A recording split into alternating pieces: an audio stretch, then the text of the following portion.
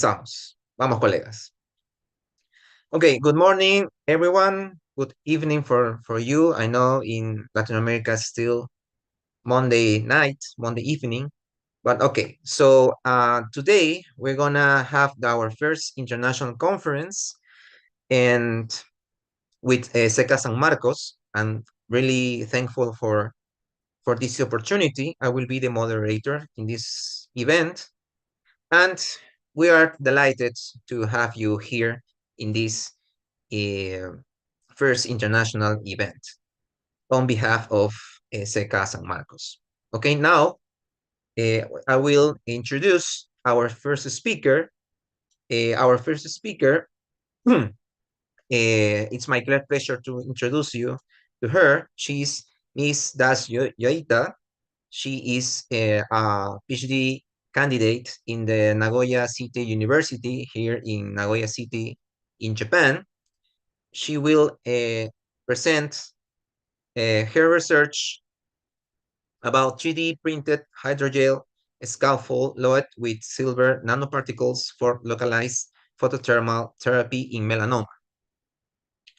So this presentation will explore more innovative use of technology in this specifically therapy in this melanoma therapy situation. So please join me and welcome Ms. Dasyoita. Dasyoita, please, are you with us now?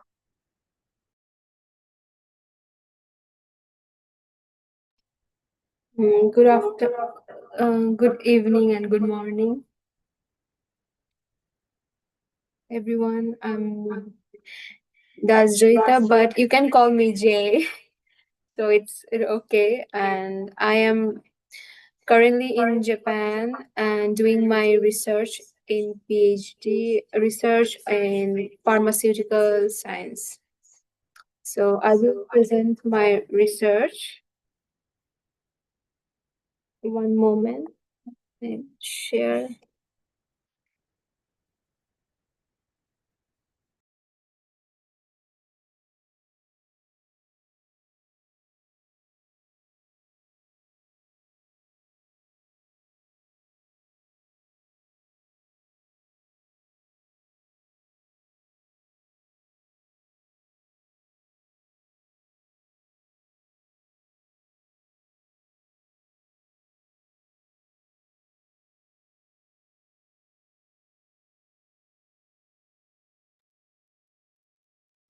Can you see the presentation, everyone?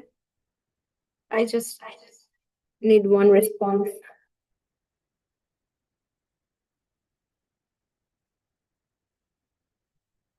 So I will start.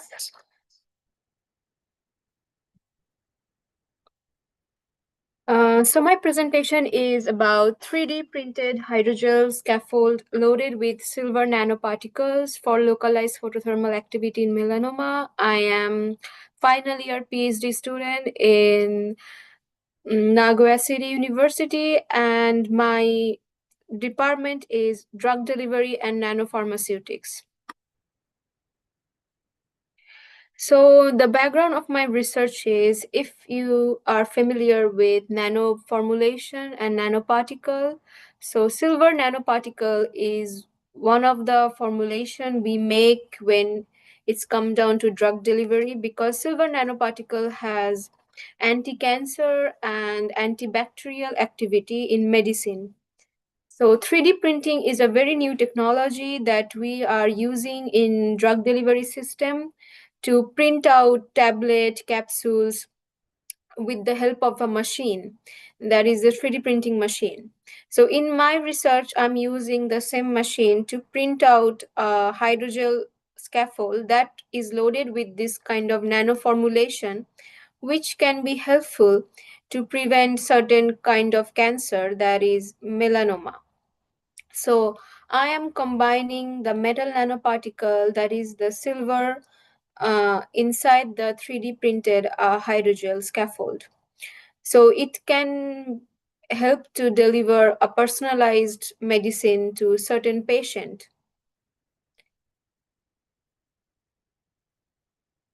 So, what's the objective of my research till now? That I have to prepare this nanoformulation and check if this nanoparticle has activity in the cancer cell line. So, if you know, we check our activity in anti-cancer, whether it has the effect or not in the real cancer cell lines.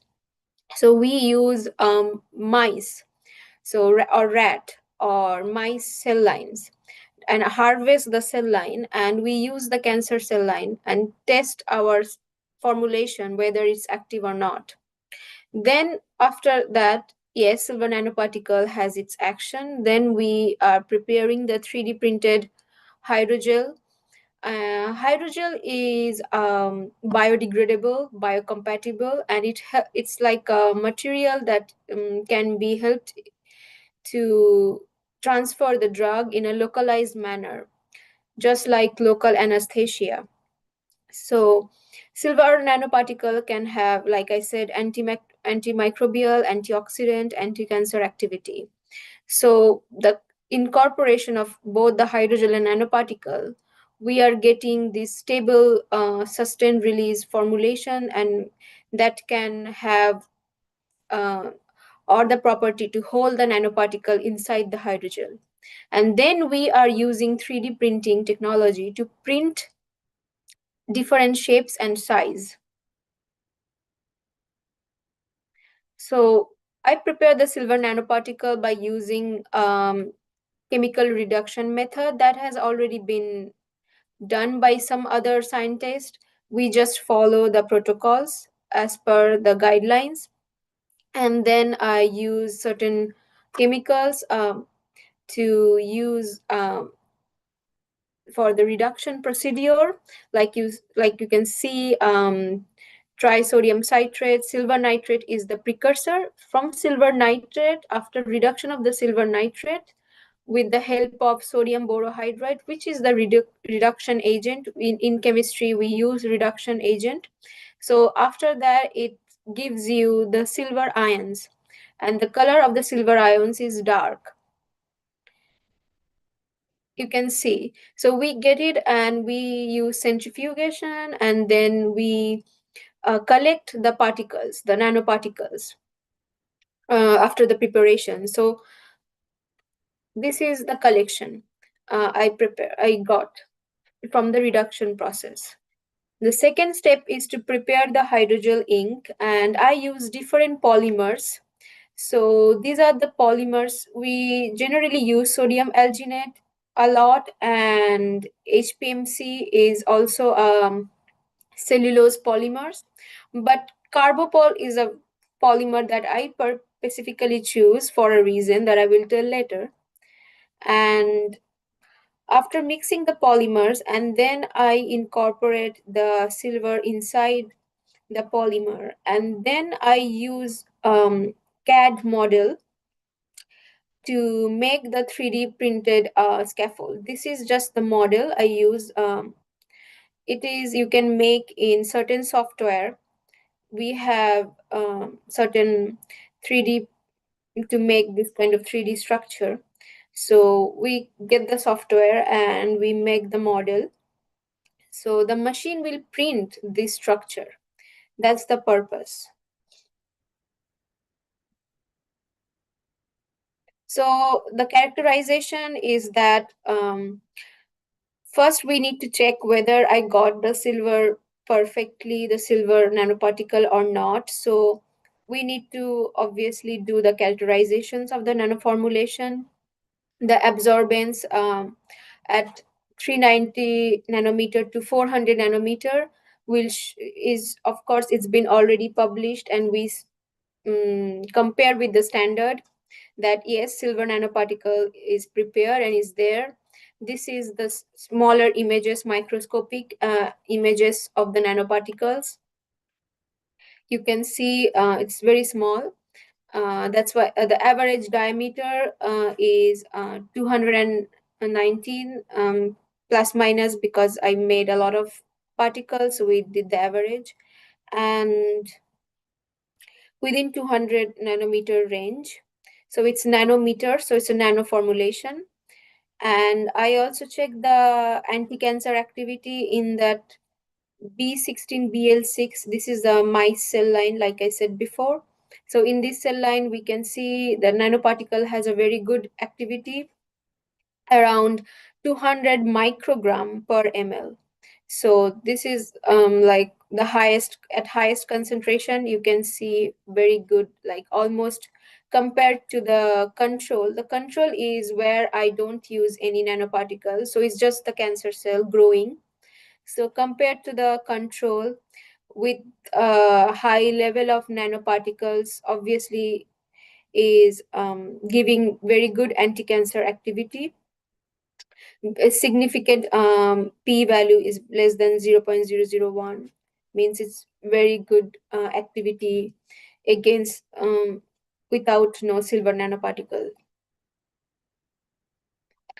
Next is the formulation of the hydrogel ink.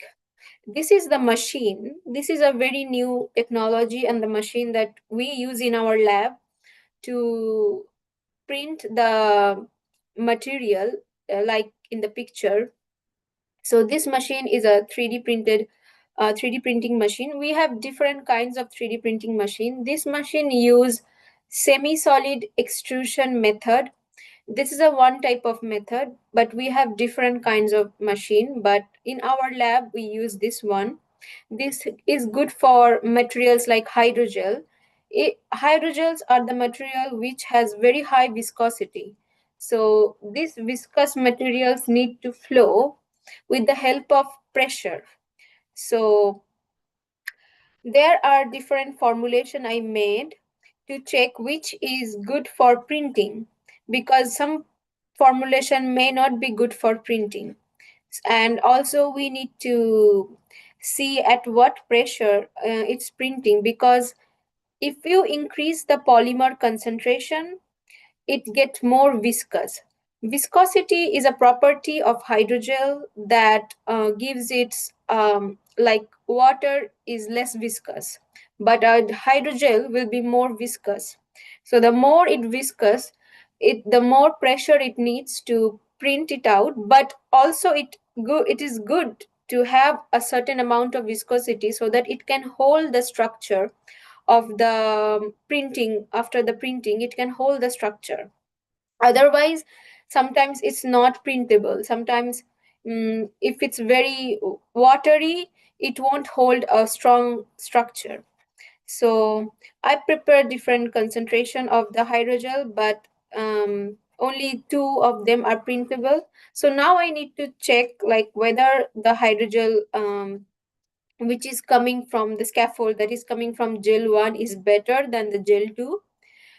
You can see the different composition where I use a little bit more sodium alginate and HPMC. These are the viscous agent. They increase the viscosity. So after the hydrogel I prepare, I use the syringe printer. This is the syringe. I insert the hydrogel inside the machine, and then I use the printer and print it out. And this is after I use the CaCl2, which is agent. How can I say this? It helps in the polymerization of the hydrogel, because we have sodium alginate. It's a polymer, and sodium alginate forms a structure with calcium ion. It's the chemical reaction happening, and it helps in uh, s- strong, to make this kind of structure strong. Otherwise the structure also flexible and strong. Otherwise the structure broke sometimes. Like we can see in this one, the structure was not that good. In the figure 6, after the lyophilization process, I saw that the structure was a little bit broken, and it was not that good compared to gel 2. So I continue with gel 2, and I incorporate the silver. So when you add the silver inside, the color changes to the dark color. This is without any silver inside, because we need to compare all the time the blank and the silver inside. So when you are inserting the silver, the color will change to dark, because uh, we saw the in the previously that the silver ion color is dark. So when you add the silver ion inside the hydrogel and print it gives you a dark color. So it means that it can visually it can be seen that the silver is inside. So it I did many categorization procedure like swelling, hydrogen, uh, and the degradation. Why? Because I wanted to check which gel is better, gel 1 or gel 2, like I said before.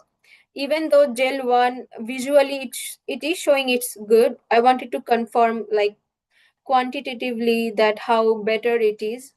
Visually gel 2 is better definitely. Also in quantitative manner, gel 2 perform better than gel 1 in the swelling, like it swells very less. So we need less swelling so that the hydrogel can stay inside the body for a longer time. So the more it will swell, it will degrade faster. So we want slow swelling. So the reason we can see the swelling, and we use different pH. pH is very important. Our body's pH is neutral, that is pH 7.4, and pH 5.5 is acidic pH. And we need to check in this particular pH because the tumor, when we got cancer, the tumor microenvironment is very acidic. So we need to actually place the hydrogel inside the uh, tumor microenvironment so that the hydrogel performs in the locally, not affecting the normal cell line in our body. So the pH is very important when it's come down to the performance of the hydrogel. So I wanted to check the time dependent swelling of this 3D printed hydrogel scaffold, and both gel 1 and gel 2 shows higher swelling at pH 7.4 but lower at pH 5.5, because the reason I use the polymer carbopol. Carbopol is a pH sensitive polymer. What it does that it at acidic pH it remains protonated and less electrostatic force or interaction is needed, and that's why it prevents the swelling. But in the normal body pH it swell faster. But we actually want to place our hydrogel in the acidic pH so that our hydrogel still stays near the tumor microenvironment and slowly release and slowly have the effect, because once you implant the hydrogel inside the body you cannot take it out. So naturally it will degrade inside because it is degradable, biodegradable, but it should take a certain amount of time to stay inside the body so that it can give its activity. So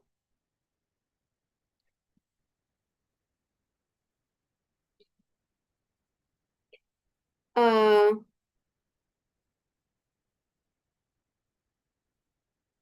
sorry, so is there any question till now, like is everything all right? So I will continue. And okay, so you can Hello. see in the figure, this 9 and 10 I did the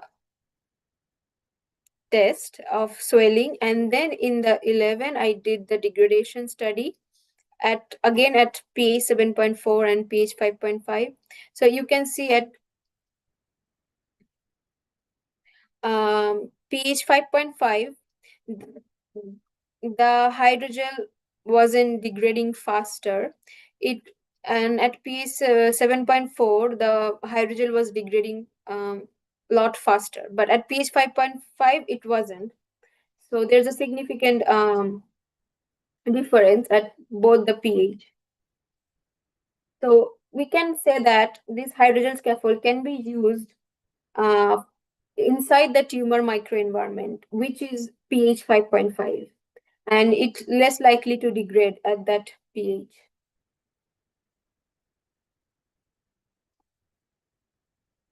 So this is the inside of the hydrogel. I took this is scanning electron microscopy and EDX. This is like elemental analysis, that whether the silver is occupied and spread throughout the gel. So we saw this structure. So this is the outer structure, but now we want to check the inside what of the structure is microscopically. So this is the microscopic structure of the blank and the hydrogel loaded with silver.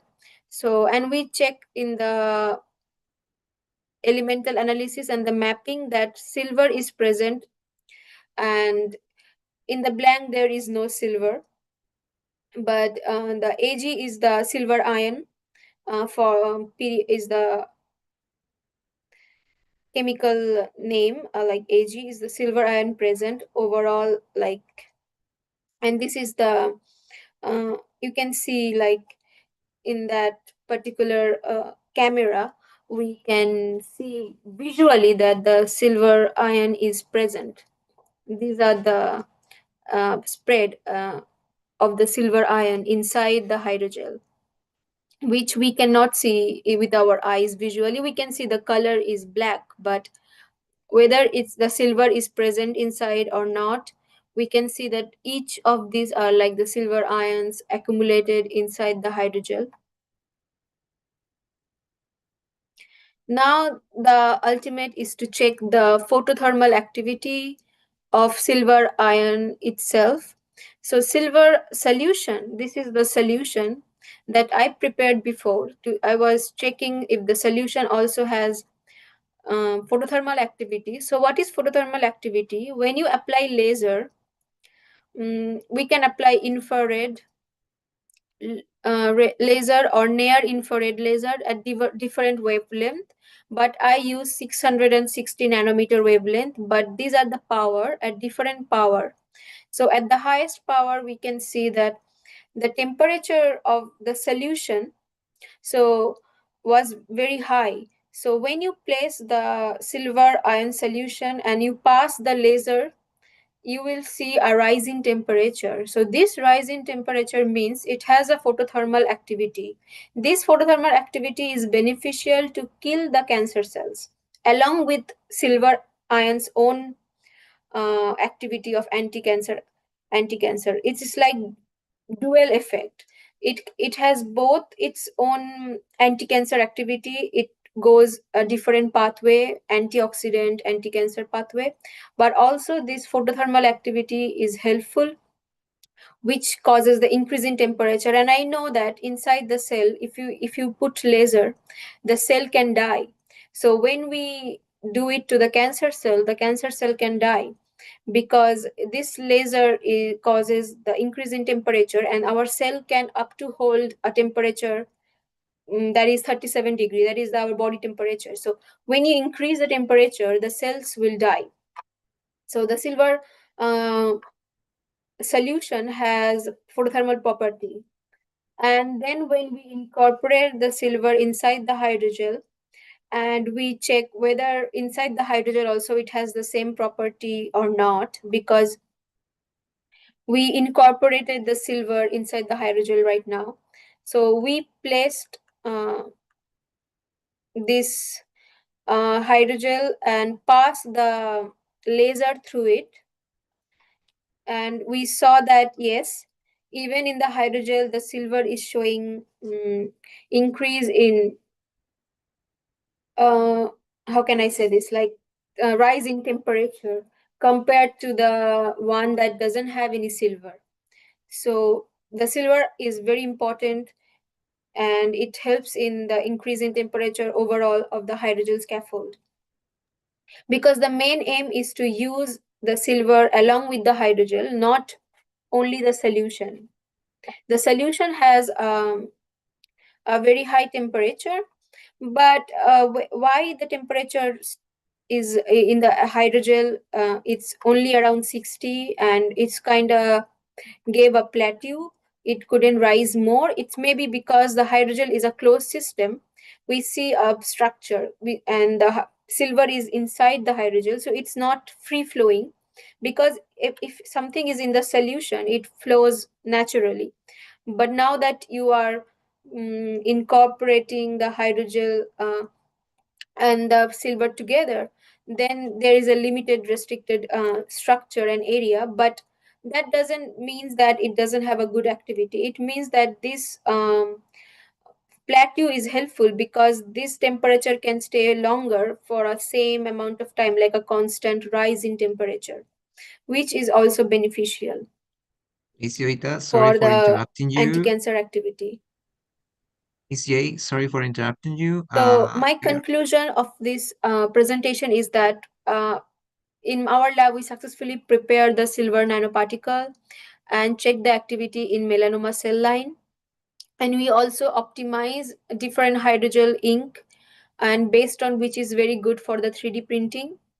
We checked and demonstrated that the hydrogel scaffold has this pH responsive swelling behavior, which can be beneficial for the localized drug delivery at the cancer or the tumor site. And then the incorporation of this nanoparticle inside the hydrogel matrix resulted in the photothermal activity, indicating the potential anti-cancer application, because this photothermal activity always been used for anti-cancer. So in the future work, I will check that whether this silver nanoparticle loaded hydrogel has any physiological condition. So maybe I will go for in vivo study, where I will use the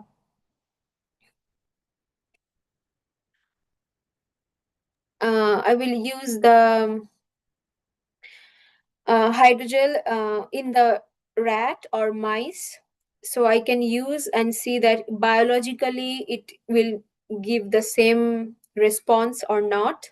So that will be the future work. Okay. Miss Jay, can you hear us? Sorry. So these Can are you the hear me? reference and some supplementary data. These are also some characterization of the same, that silver nanoparticle is present inside the hydrogel and it doesn't change any chemical structure of the silver.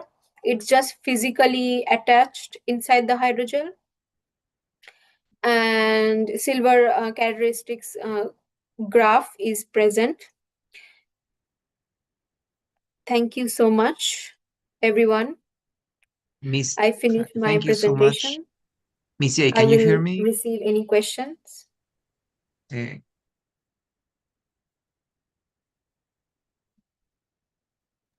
can you hear me? ¿Me pueden escuchar? Yes. Can you hear me? Okay. Thank you so much, Miss Jay, for your presentation. Very highly informative presentation.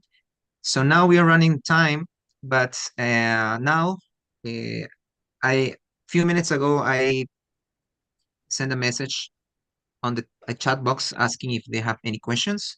But because we are a little bit delayed from the next speaker, she is already here with us. Thank you, Miss J. We can ask questions later. We need to start with the second presentation of the event. Thank you, Miss J. Thank you so much. Our next Thank speaker you will for giving me the opportunity. yeah, we were really happy that you could join to this first international conference. And you can obviously stay there and listen to the other speakers, and we can discuss later.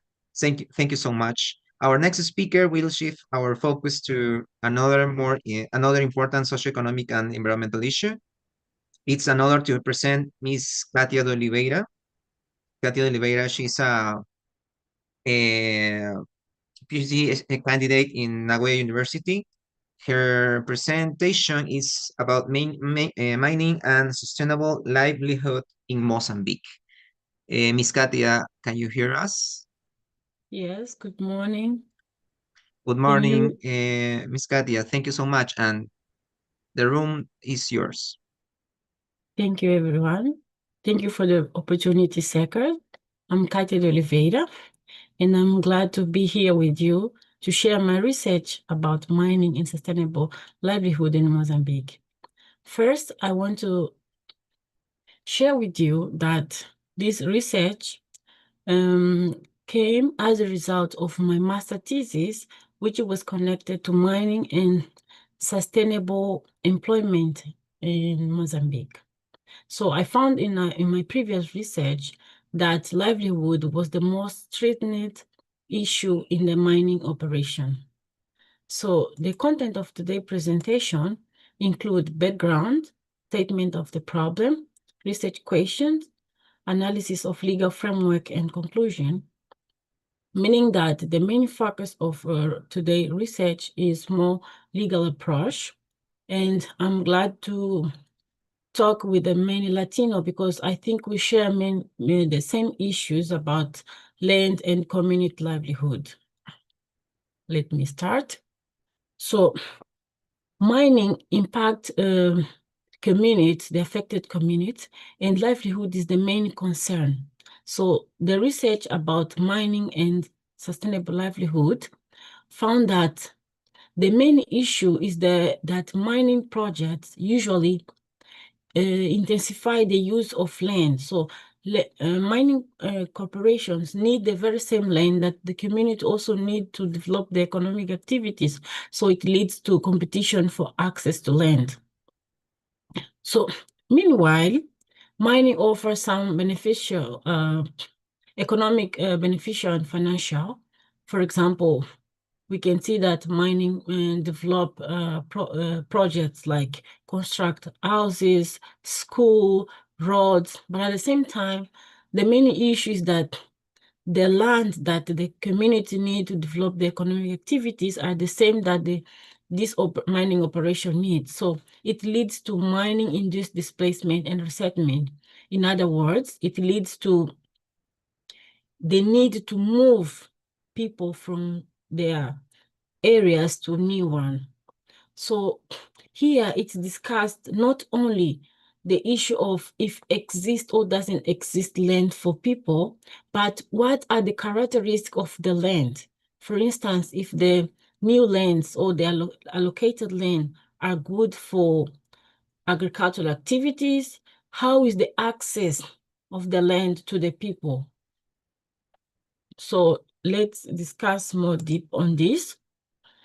And I want also to share with you that with mine activities, people the people that depend on agriculture, because if you are, for instance, a small trader, so this issue of a mining operation do not adverse impact you. So usually there are three levels of protection of people. So we have national, domestic or national level, which includes the laws of the country. We have international level, which usually it's focused on the international standard on how projects related to land has to operate. But we also have specific standards for mining projects. So the most important safeguard or protection for community is the domestic laws. So that's why my research, all this part, I will just focus on domestic protection. What the legal framework of a specific country protect these people. So usually, it's important that when we analyze mining and operation in a country, how the community are protected in long term.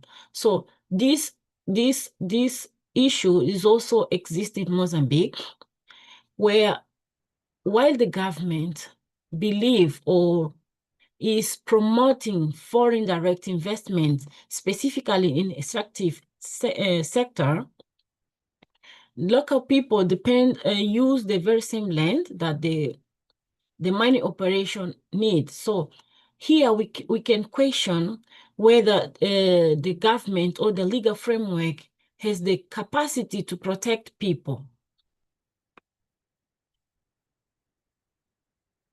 So in Mozambique, this kind of analysis, whether the mining operation is beneficiating people, revealed some beneficiary problems. So we have some examples that show that resettlement for mining operation lead affected communities to lose their livelihood. For instance, in 2009, two companies, one from Brazil, another from Canada, Vale and Rio Tinto, they resettled around 1,365 households in a community, two communities, Katem and Mwalazi. So the experience people had with this, especially the disruption of their livelihood, was something very famous. And it was noted that the living quality of these people reduced. They received arid agricultural land, and they lost their sustainable livelihood activities.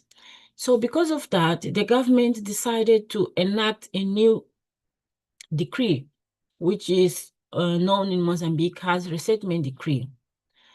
Meanwhile, some other research after this decree noted that possibly this decree is not protecting or is not addressing the sustainability issues of the of mining affected communities.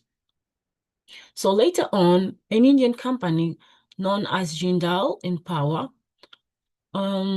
also resettled people without fulfilling their obligation, because usually to reset a community, you need to go there, you need to consult the community, etc. But it didn't occur. Another example also is from a company from UK, Jimfield, and the subsidiary in Mozambique is called Ruby Mining, a very rich company, very well and well known. If you can go, you can research about ruby mining in Mozambique. What's the price of ruby? One of the most expensive in the world. But this company operated for 80 years without resetting people. So imagine people living in the vicinity, like very close to the mining operation, how disrupting it is. So this kind of example show the broader pattern of mining in this displacement in Mozambique, or mining operation in Mozambique. So showing that it continuing threatening the socioeconomic activities of the Mozambicans. So looking to the land regulation or land framework, we can see that in Mozambique, the state seems to protect people, because the land law state that the land belong to the state or belong to the people, and it also recognize customer rights, like even if you don't have any documentation. So if in somehow you can prove that the land belongs to you in somehow, or by heritage or by good faith occupation, so it's okay. But the reality show the opposite. So what we have here is that 80% of Mozambican people depend on land for their survival. At the same time, the Mozambican law consider mining as national interest. Therefore, I would like to ask, how does the law balance the community rights and the mining companies' interest? And to what extent the mining companies fulfill the national regulation? But mostly today, I'm going to focus on the first research question. So let me go to the analysis of Mozambican legal framework. So in Mozambique, as many countries... Sorry, Miss Katia, your audio. Sorry? Can you hear Okay, me? now we can hear you. Oh, sorry. Maybe internet problem, but let me increase my volume. Benjamin, your audio is good. Okay, thank you. Thank you, Brian. Let me continue. So in Mozambique, we have first the constitution adopted in 2004 and amended 2018. So this, the last constitution. So first, it's guided the resettlement in Mozambique and other land management issues. So the main issue here is that there is land tenure system, like how people access to the land, how people manage to the land. So it's grounded on the Article 1, 2, and number 1, 2, and 3 of Article 109. So as I said before, land belongs to the state. So no one in Mozambique, at least legally, officially, can sell land used as mortgage or attachment. And also land is declared as the means to create wealth and social well-being among the Mozambicans.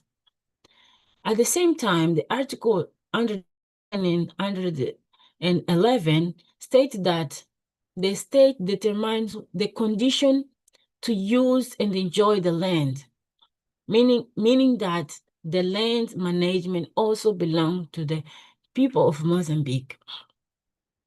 And in terms of how we can acquire land, so in Mozambique, it's okay to go to government and access through official means like grant from the government, but also other means, as I said, such as good faith or heritage.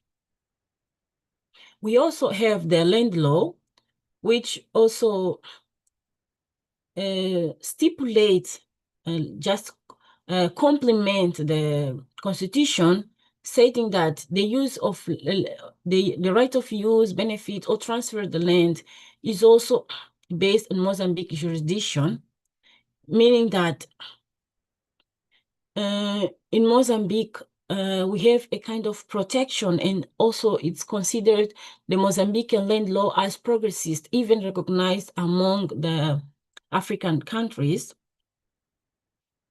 And when it comes to resettlement issue, not only these two laws or two regulations included, but we have also mining law, environmental law, and resettlement decree.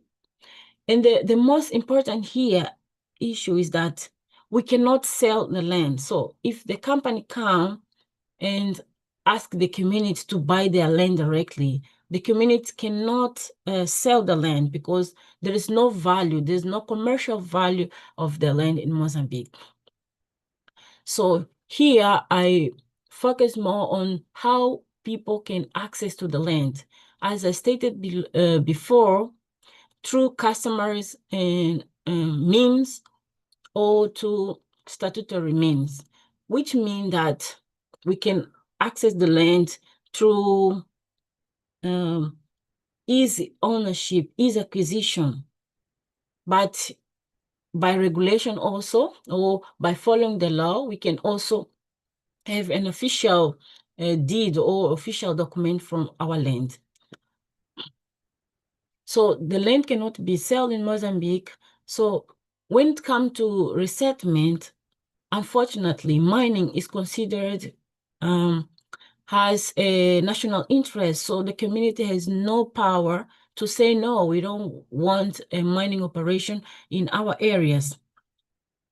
So while the law seems to protect people, it also can be considered a big issue because the community reduce their power of negotiation, of refusing, since the law seems to protect more mining operation than the community.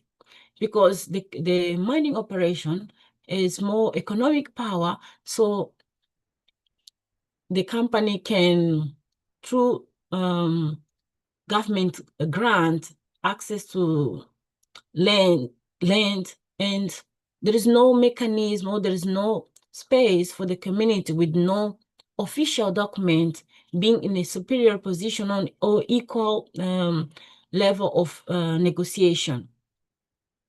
So it shows that while the land-related regulation and laws protect people in theory. In practice, it seems somehow controversial because people cannot be protected when mining operation appear in their area.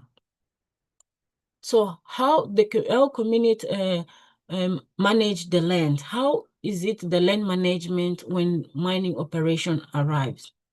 So we have the Article 4 of Land Law, which say that the state have the responsibility to manage, which means that the state see that mining is important and can grant the land to the mining. So I did include here, but usually to access this grant, the mining companies need to consult the community and have the authorization. But in practice, the quality of this consultation is also an issue, which leads us also to consider that in somehow the law is not such protective as it is written. So the community participation in the land management is not such applicable in the real situation. So the consultation are mostly something just to justify. Yeah, so people are not meaningful consulted.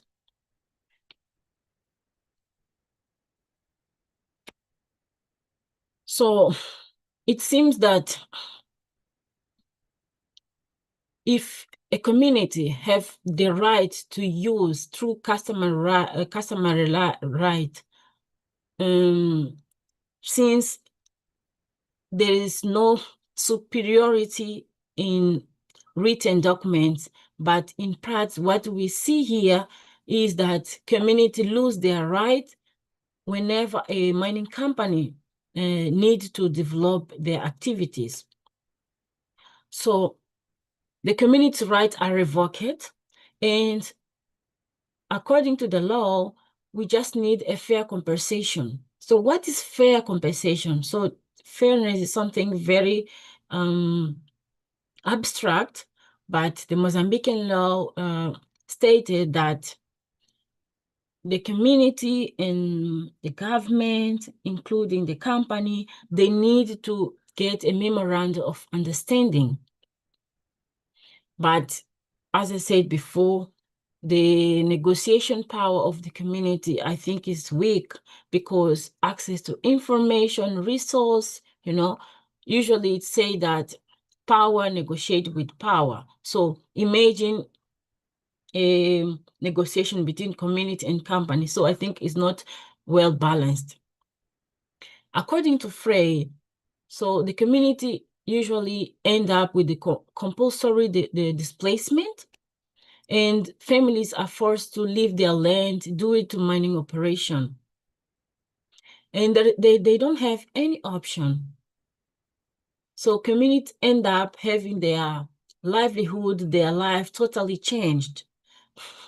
So while we have this resettlement decree, in practice, we don't actually benefit. So all the affected communities actually do not benefit, are not protected enough.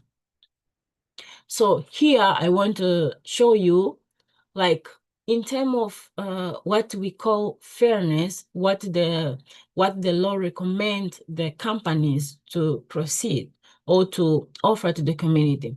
When it comes to, okay, first we have two methods of compensation. First is payment in cash, usually for crops lost. So since we don't have a price for land, people do not receive anything from your land except a new land. If a community member has a crop there, so the government will issue a document saying how much costs per crop. So usually these prices are not fair, but this is something that I will not go deeper today. But we also have payment in kind, which usually applies more for housing. So the law seems to be progressive on this, because the law clearly states that if the company found a specific displace a person house, so need to use a land where there is a residence of person, so the person will receive a house with 70 square meter, like a kind of big house, and the conventional construction, which is good. But again, is a house enough if a community member lose a livelihood? There is an article saying that land is house is nothing if there is no food. So lastly, I want to finalize my presentation saying that today I examined the land or resettlement related regulation, and I focus on how land is acquired in Mozambique and how in management, and specifically when we have mining operation in a community. And it was identified that in Mozambique, we have statutory and customary laws, both recognized. But when it's come to the implementation, so it's quite controversial because it's found that the community livelihood are threatened.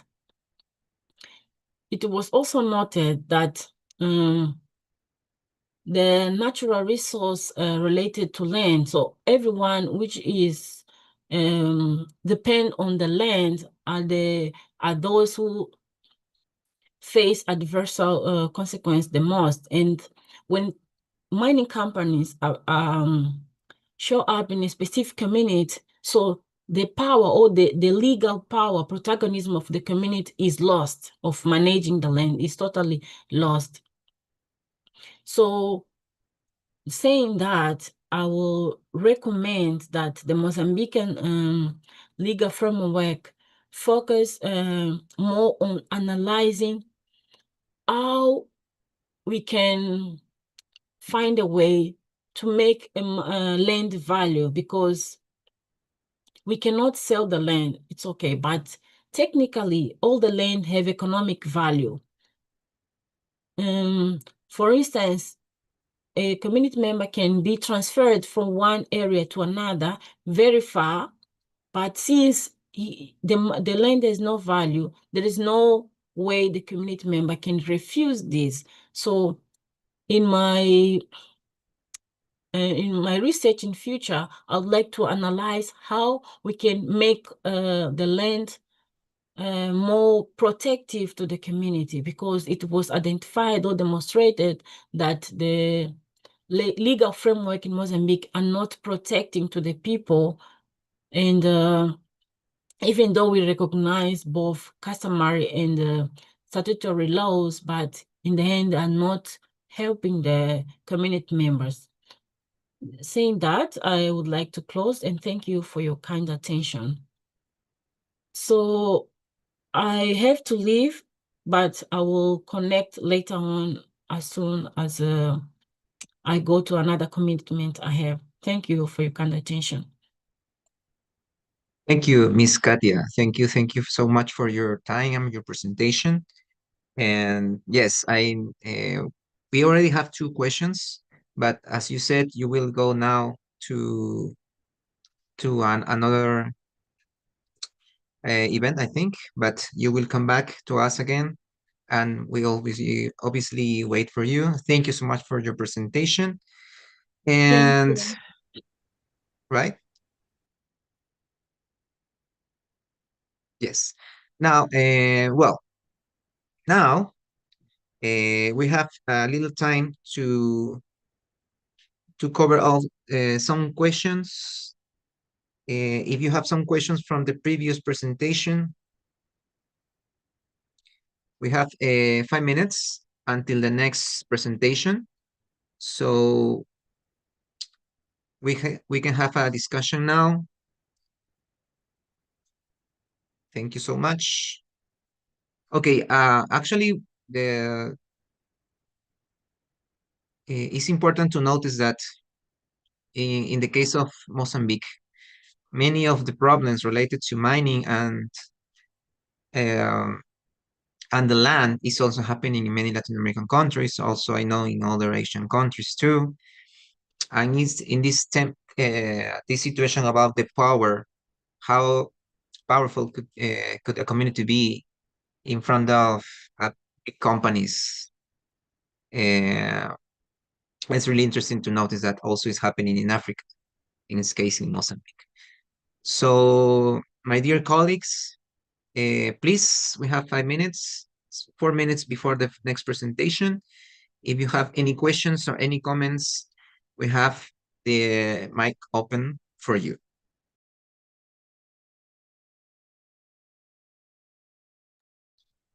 These two questions that we ask about, you asked about the previous presentation from Miss Katia de Oliveira. She will answer that in a few minutes. She went to another event, but she will come back in as soon as it's possible for her. Thank you so much, and please, we have 3 minutes for previous discussion before the next and last presentation of the day.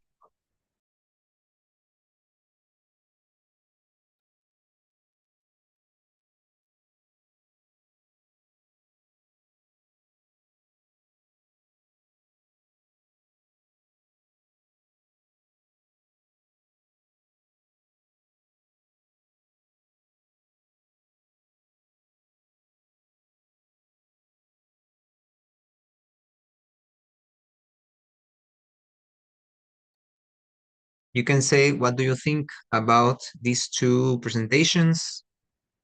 You can also participate, don't be shy. This is important for us to listen to you all, also also for the speakers, but also all of us listen. What do you think? Your insights about this first international conference? We will glad to listen to you.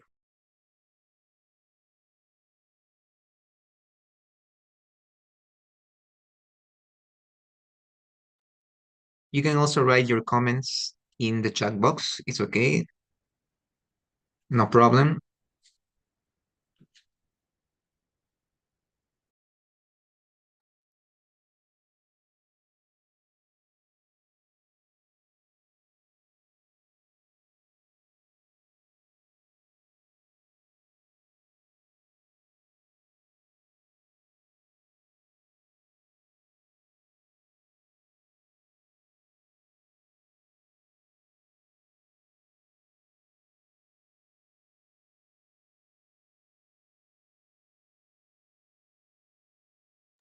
Como han podido observar en la ponencia de la doctora Katia de Oliveira, se habrán dado cuenta de que no solamente el Perú tiene problemas respecto a la minería informal, a la minería ilegal, y que poco a poco, y más en el caso de estos contextos de latitudes africanas, los fuerzan a de pronto no solamente salir del lugar donde están, sino que no garantiza la mejora de pronto social, el acceso a múltiples servicios. Entonces, es muy importante reflexionar sobre ello porque al menos en Perú tenemos casos similares, mucho más cercanos a la zona de la mina. A veces en las ciudades no lo sufrimos, pero de pronto está por ese lado. No sé si algún colega de pronto puede dejar algún comentario, pregunta. Ya saben que somos un público de oyentes latinoamericanos, que también podemos hablar en español, si es que de pronto tenemos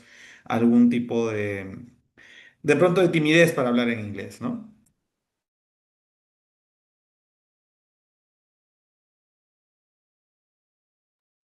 Correcto, estimado Brian. Bueno, también podemos participar como traductores. Si es que quieren hacer una pregunta en español, también lo podemos traducir y hacerle llegar a los ponentes, a Miss Jane, que fue la primera presentadora del día, con Miss Katia de Oliveira también, que bueno, va a regresar en un momento. Y en esta oportunidad comienzo a presentar al siguiente ponente. So, okay.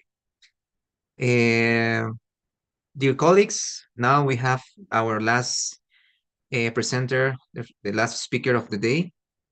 Uh, I will be honored to introduce him to you. His name is Jan Sengden. He's from China. He's a master candidate in Nagoya University as well, and he will present his research about a study of the actual situation and characteristics of the utilization of closed schools as public cultural facilities in rural areas in China.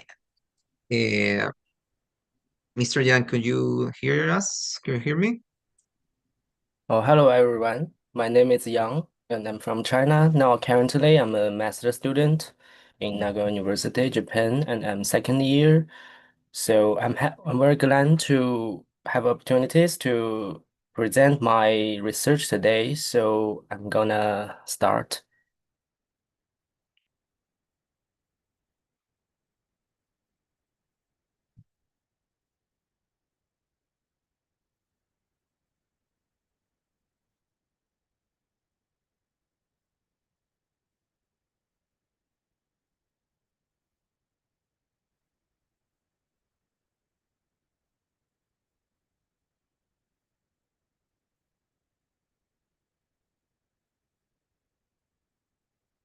Sorry, can you say my screen sharing? Yes, we can see your Oh, okay, slides. thank you. So my presentation today is based on my master research, which I have been conducting mainly in Japanese. So I'm sorry that you will see that many of my analysis figures and diagrams are written in Japanese. So for this talk, I have selected and summarized some of the key findings in order to give you a conscious overview of the essence of my study. So the topic of my study is a study on the utilization of closed school as public cultural facilities in rural China and case studies in Zhejiang province, which is the province next to Shanghai. And first is the background. So since the 2001 till now, more than 350 hundreds rural schools closed in China. And regarding courses, it's meaning related to the population declining and school consolidation. So what is the school consolidation? It is the administrative policy of closing down multiple small schools, and especially in rural areas with sharply declining student populations and merging them into one big single larger school. So this approach is not only in China, it has also been widely adopted in Europe, Japan, and South Korea.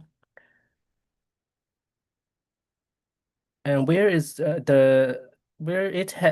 can lead to high quality education and to tackle the low population issue and try to tackle this issue. The Chinese government released the rural revitalization strategies since 2017 that the main purpose is to reuse those idle sites. So this kind of similar strategies is very common in those kind of low population, depopulation countries such as Japan, South Korea, Italian, and Germany. And I just noticed that Peru also now experience the depopulation. So I think this is the future tendency. And next is my research objectives. So my main purpose of this research is firstly, exam reuse process in Zhejiang, China, and then compare administrative lead cases and civil society lead cases. That means government lead cases and those private company or the NGO, NPO lead models, and then evaluate them and try to evaluate the spatial adaptation, participation, memory, and sustainability. And my methodology is first I select four cases. Those four sites in Zhejiang, China, and then I use like policy review, field surveys, and interviews. And then my This is my methodology, and this is the previous studies and position of my research.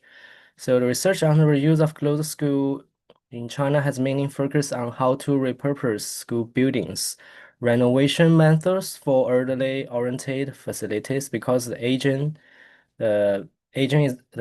is also very serious, like the more and more elderly people, and then activation of spaces and their role in community development. And those research on the reuse of closed school in Japan has much more because they experienced the aging and the depopulation almost 30 years ago. So my research and the research gap is most studies emphasize the hard aspects such as buildings, plans, design, and facilities, the function, and the soft aspects such as management, the stakeholders, community participation remain underexplored. So my research is aimed to fill this gap by comprehensively analyze both hard and soft aspects of actual cases in China in order to clarify the current situation and challenges, try to find some common strategies to tackle this kind of aging and depopulation problem, especially in East Asia. So here is the case studies in my research. So the case A1, A2, A3 is the administrative lead. That means the state owner after reuse this decision and the function mailing about the library, gym, activity rooms, and the users, children, youngs, and elderly people. And the unified government management, limited community input, which means the government almost did everything for this renovation. And case B is a civil society lead. So this is kind of like collective ownership and private operation. So the function is mainly about cafe exhibitions and rentals, as everyone can rental the activities rooms for their own activities or some educational activities. So the initial funding, so this case rely on some fundings, such as this Shanshui Foundation, and then it transformed to a private company. So the model of this business is kind of like business. The model is like low cost and low profit. And the non-government organization and non-financial, non-profit organization and enterprise support this whole program. And this is some photos about my case studies. So first is A1 case.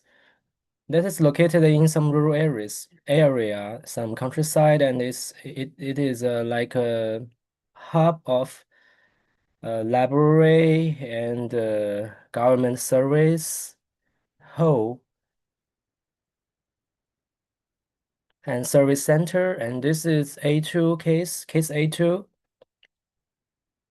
And this is case A3. This is all government lead cases. And this is case B. This is private. It's a civil lead case. So this is mainly the function is mainly like some nature education and some cafe.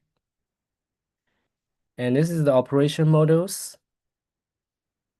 So sorry, my figures is in Japanese, so I translate it in English on the right side, but I think it's very small. So the first, the admin lead cases, it's showing that they have a strongly vertical structure and strong government role. And villagers, they are users only. They can only use those facilities, but they can't like management. They can't organize the activities in those facilities. And also it depends on the government subsidies. If someday the government doesn't give the subsidies or some money support, so maybe this kind of cases will never exist anymore.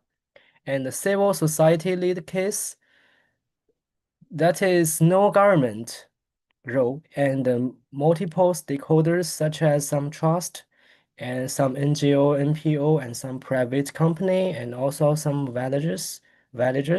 And the villagers is not only the users, they are also participants and the beneficiaries.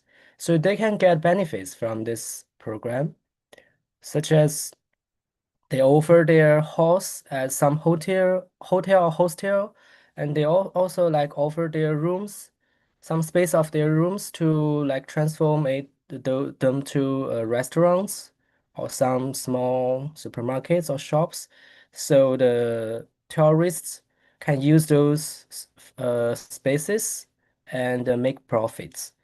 So this is like profit-driven and self-financing model.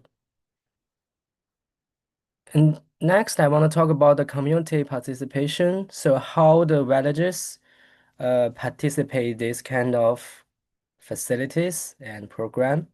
So the first admin lead, that means government lead cases are limited involvement, and the civil lead cases, the villages contribute land, labor, and capital, and then they can get some reward such as some benefit, money, or something.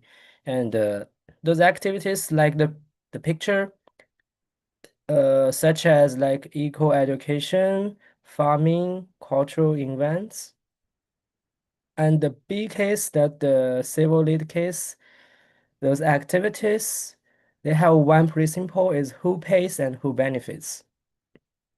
And then I want to talk about the space use comparison. So the all cases return schoolyard, I mean formal schoolyard and outdoor open space. And they all have library and activity rooms and service center functions. And the differences is that government lead case is larger new constructions and standardized functions. And the civil lead cases is more flexible and outdoor oriented and a small scale. And this is the building scale. So is the A1 site plan, A2 site plan, A3 site plan, B site plan. So we can say that we can see the differences clearly. So the B case is the civil lead case, and A1, A2, A3 is the government lead cases. So we can say that the government lead cases is small, bigger, and more new constructions. And the lies open space. By the B site plan, we can say that the green color is all the open space, outdoor open space, and the building is less than the A1, A2, A3. And this is a function layout by space function category. So those functions are categorized by the service group, information group, and office group, support group, and activity group, and rest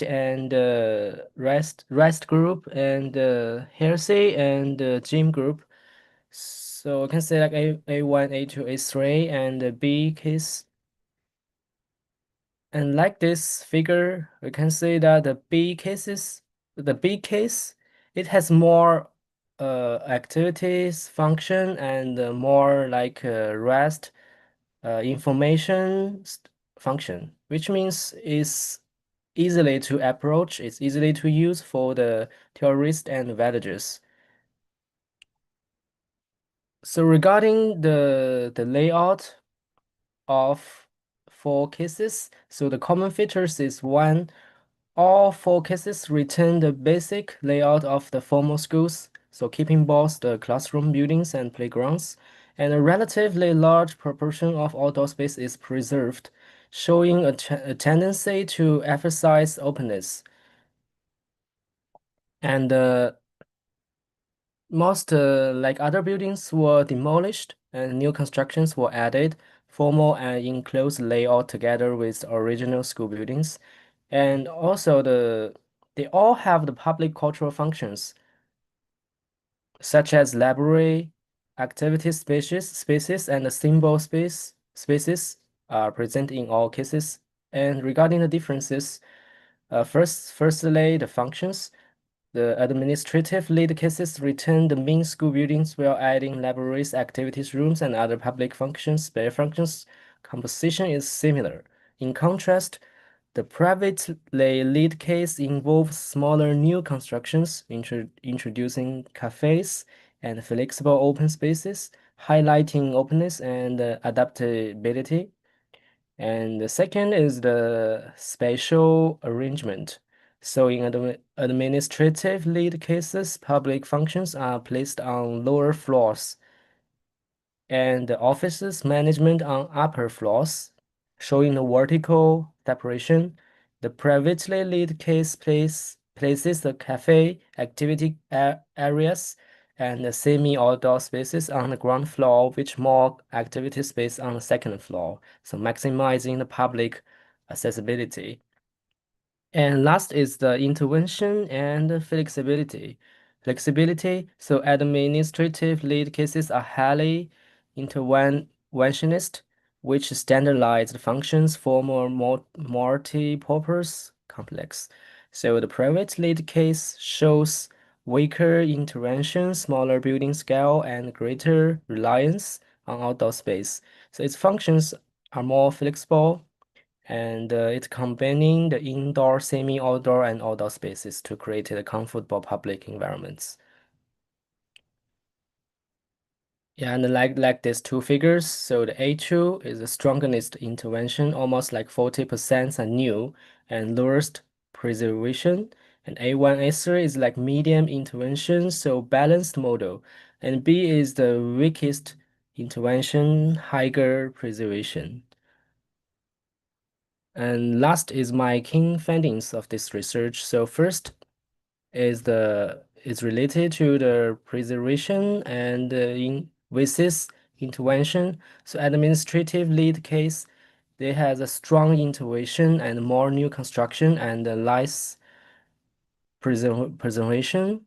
And the civil society lead, it has light intervention, higher preservation, and flexible outdoor use. And second is community participation. The admin lead cases, the villages are users only, and civil lead cases, the villages are not only users, but also the participants and the beneficiaries. And third is the cultural memory. So admin lead cases usually this has the weak preservation of the school history. It's almost like new construction. And civil lead case remain those old memory. So it has a stronger emphasis on heritage and identity. So last is the sustainability. So the admin lead cases is more reliant on the subsidies and is usually bigger scale. And the civil lead case is self-financing and innovative but context dependent. Okay, that's all. Thank you for your attention. Thank you so much, Mr. Yang, for your presentation. And well, really informative. And it's really interesting to know that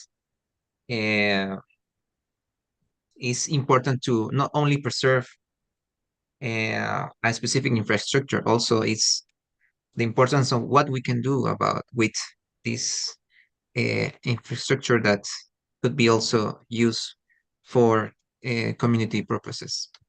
Okay, thank you so much, Mr. Yan. And now we can enter to very brief question moment, questions. So if you have questions for our last presenter, you can write on the chat box, or you can open your mic and ask. We have few minutes for answer any questions regarding to Mr. Yang's presentation.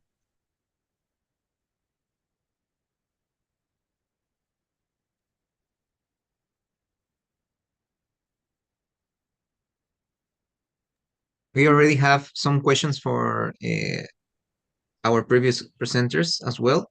We are gonna ask. We're gonna tell the presenters to respond to them. But first, please This is this time for questions about the for Mr. Young presentation.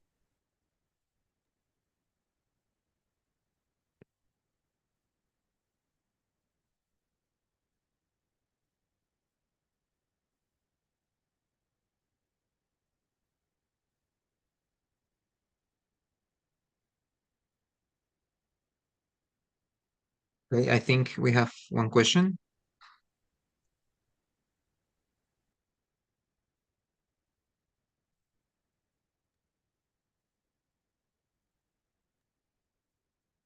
Oh, okay. Yes, Brian, I think he will write something. He's saying Mr. Young. Okay, Oh, okay. so I think we need to wait a little bit. Sí, ¿me ayudas con la pregunta que te pasé, por favor? Oh, okay. Mr. Young, I received the question Oh, and okay. I will ask to you. It's just one question, and the question is this: How does civil society leadership, how does the civil society leadership, with its stronger emphasis on heritage and identity, address the weak preservation of school history compared to administrative leadership? I will Yes. ask one more time. How does civil society leadership, with its stronger emphasis on heritage and identity, address the weak preservation of school history compared to administrative leadership? Where is a good question? I think that the civil society pattern. So usually the decision making is rely on the like some discussion with the villages, government and private some agencies and also like NGO, NPO.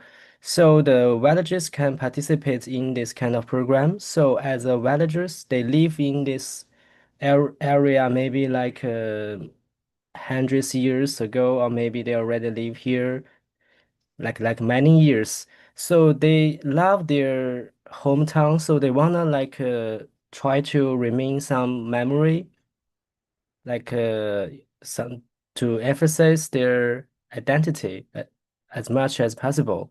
So those like civil lead cases usually are remain more like old memories and identity. But the government lead cases, the government, especially in China, is very powerful. So the government try to like trying to implement the policies very strongly and very fastly. So really they like ignore those villagers the thinking. So usually it's like lies identity and lies the emphasis on the heritage. Okay, thank you, Mr. Yang. We have one more question. It's according to your key findings in China, could be replicate this administrative participation and reservations in South American countries? Do you think it could be possible to do that? This question is Well, from Jorge Roncal. Thank you, Jorge Roncal. thank you for your question. I'm not very sure about like South African society or the circumstance, but I think this kind of experience is like common things, such as Japan and like Italian. They also use this kind of pattern. So I think the civil lead case, the civil society lead, this the model. I think it can be applied in like Peru or Brazilian or some other South African country. So yes. Thank you so much for your answer. Yeah, it's could be interesting to know if it's possible. I think also it's possible because according to your presentation, Yeah. there the situation in Peru, and I'm sure that also in other countries in South America, like Ecuador Yes, or I just Colombia, yeah is kind of similar, at least similar. yeah I just checked So it the birth rate, and the Peru wing birth rate is the almost lowest in South American. So I think maybe uh this kind of cases maybe in the future, like 10 years, after 10 years or 20 years, maybe can be applied in Peru or yes, like Colombia. or Colombia or other Latin American countries like Mexico and etc. Okay, Mr. Jans, thank you so much for your presentation. And the last question on the chat box, I don't know if it's specifically for Mr. Jan, and if that person please can be more specific for who is that last question. But in the meantime, while waiting for this, we have some other questions. Miss Katia is still outside the Zoom meeting, so Miss J, could you please? I think you have some questions for about your presentation. Could you please start answering? Thank you for the questions. So I will answer the first question, that how difficult it is to replicate the models. So as we made the model in the AutoCAD Fusion 360 it is a software, and the printing machine also has certain parameters, and we need to select those parameters. So we also have a software in the printing machine, for the printing machine. So there are two softwares, one to make the model, to generate the model. You can get the software and you can download it from the website, it's free. But the printing, of course, the printing machine software we need to buy. So if you give the correct parameters and if you set the correct temperature, pressure, I think the replication is okay. I think there is not much problem. Certain variations are always there, but in quantitative and scientific literature, we always do the average, and the plus minus, there will always be the range. So we keep it within the range. So I think it's not a problem, because everything is done by the machine. So we give the just the command and we set the parameters. You can change the parameters, and then also you can change the shape and the size, and the design. Everything can be done by giving the input, as it is a machine. So we don't need to worry about the replication because it's not handmade. And the other questions that I will answer is, like I said, the main objective of this was to use this technology of 3D printing. It is a very new technology in the medicine and in pharmaceutical science. So to use this technology, that is 3D printing machine, along with the nanotechnology, that is to make the nanoformulation and incorporate these two technology to treat in the melanoma. Because melanoma, it's the hydrogel scaffold will be used as an implant. So we need to put the hydrogels that is loaded with the silver nanoparticle, and we will place it inside the area where the tumor growth is there. So if we placed it inside as like a surgery and placed it inside, it will stay in that particular localized area.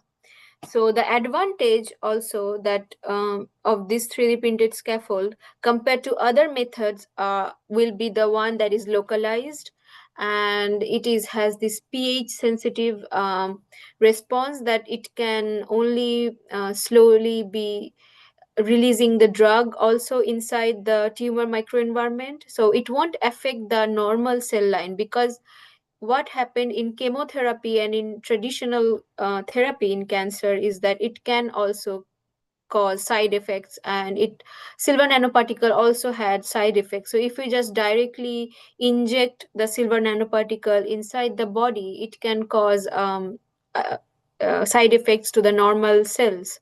So the idea is to prevent the side effects as much as possible, so that it can only allow the action into the particular cancer area. So that is like the motivation behind this project. And the challenges will be to like I said, to in the in vivo, like the actual biomedical, yes, the actual biomedical application in the in vivo, to test inside the mice model to see that if it's having the same biological actions, or if the actions is reducing, or it has better actions. So I have to check that in my future study. So that's all, I guess. I answer the questions. Thank you. Thank you so much, Miss J, for your answers. I think it was really clear about uh, specifically. I was really interesting about the challenges, um, especially when you work in your lab with this technology, and I'm sure that for many of us is really the first time to listen to hear about it, and I think after this, many of us will be really interested in this field of research. So, well, I will apologize because Miss Katia sent me a message about saying that she's not available to join again the meeting. So sorry, she has some situations, some issues for that makes her be not able to join us again. So please, so sorry for the questions the many of you ask also for her to her, and well, I'm sure that we're gonna have another opportunity to talk with her and listen to her thoughts about this situation, not only happening in Africa, but also that is also happening in Latin America. And many of the questions also were related to this comparison between African situation, in this case Mozambique, and some Latin American countries like Mexico or Ecuador. Okay, so Mr. Yan, Miss J, thank you so much for joining today to this first international conference. And I'm speaking for many of us, saying that this is a really important event for many of us. This I think we're gonna have more events like this, and you are the first to who started, and this is gonna be really memorable. So I will change in Spanish again, and muchas gracias por unirse. No sé si Brian tiene alguna últimas palabras para poder complementar. Sí, thanks a lot. Muchas gracias a los ponentes por estar aquí y por compartir y divulgar a toda Latinoamérica de pronto su conocimiento. Ya le haces llegar mi mensaje de traducción. Quiero agradecer principalmente a todos los colegas también que se han unido y que están aquí, que se han atrevido a salir de su zona de confort, a usar su inglés para poder entender de pronto todo el proceso de la conferencia. Y los invito a que el próximo International Conference Academic, estén con sus estudiantes, ¿no? Principalmente si son de posgrado, con estudiantes de posgrado o con los estudiantes de pregrado que en sus carreras puedan tener un manejo del inglés de nivel intermedio, ¿no? Incluso los que tienen nivel básico, porque la idea es conectarlos, ¿no? Es conectarlos y de pronto a través de estos eventos que ellos se den cuenta de que hay una ciencia en el mundo que tiene una sola metodología, como ya escucharon a Jayita, por ejemplo, ¿no? Que decía que no era difícil replicar, por ejemplo, los modelos 3D, o los casos similares como los que pasaba Katia, ¿no? En lo que es Mozambique, o incluso algunos problemas de tipo sociales, ¿no? En la construcción, los tipos de construcción que habían en el caso de lo que explicó Mr. Young, ¿no? Entonces, eso, no sé si alguno de ustedes participantes quisiera tomar la palabra y agradecerles en el idioma, de pronto, de repente los que manejan mejor que yo, o de repente al mismo nivel que Benjamín, para darles la oportunidad también de dirigirse a los ponentes. Y con ello estaríamos terminando. Bueno, la foto también es importante, así que me gustaría que todos prendamos nuestras cámaras para poder hacer la foto luego de la última intervención de alguno de ustedes. Porque esto es para ustedes, recuerden, este evento es para ustedes, para que ustedes tengan la oportunidad de conectar directamente preguntas o comentarios finales, ¿no? ¿Me escuchan? Yes, yes. Ok, mencionaste, Brian, con respecto a la foto, creo que algunos ponentes me están comentando que están con algunos compromisos, así que podemos comenzar con la foto primero y luego ya algunas Sí, preguntas, claro, claro, algunos claro. comentarios. Ok, Ok. Mr. Young, Miss J, please, could you turn on your camera so in that way we can take the official and formal picture of this event? Thank you so much. And para el resto de colegas también, por favor, la foto del momento. La foto internacional, el primer evento internacional, la primera conferencia. Esta foto va a ser tendencia en redes sociales, va a llegar a Asia, África, así que por favor, es un momento importante. Ok, so, Brian, creo que tienes ahí vas a ser el encargado de hacer la foto oficial. Sí, justamente Jaime me va a ayudar con ello. Jaime, ingeniero Jaime, ¿me avisa, por favor? Ok, Brian will give us the, the moment, they will say it the moment when we take the picture. I will open my camera too. I forgot Listo, about it. me informa que ya está, estimado. Okay, Este, okay, Mr. Young, Miss J, please, still there. And Brian, a tu orden. listo. Okay, thank you so much. Thank you, Mr. Young. Thank you, Miss J. Sí, Sangalot.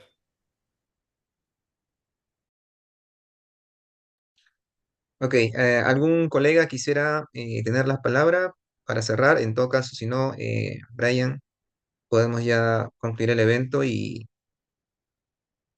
eh, quizás dar algunas otras indicaciones finales y cerrar con broche de oro. Sí, yo creo que ya estamos cerrando el primer evento, la primera conferencia. Y bueno, nada más invitarlos a ver de pronto la sesión grabada que va a estar en YouTube. Y para aquellos que deseen su certificado, obviamente todos los que están registrados en el formulario van a poder tener acceso al mismo para que de pronto recuerden esto, así como lo vamos a recordar nosotros. Y gracias por ser parte de las primeras veces, ¿no? Que hacemos esto, de los primeros hitos. Y bueno, gracias a Mr. Yang, a Miss Hayita por estar aquí. Y bueno, ya será para una próxima oportunidad. Cuídense. Hasta luego. Muchas gracias. Hasta luego, colegas. Bye bye. Take care. Thank you so much. Bye bye.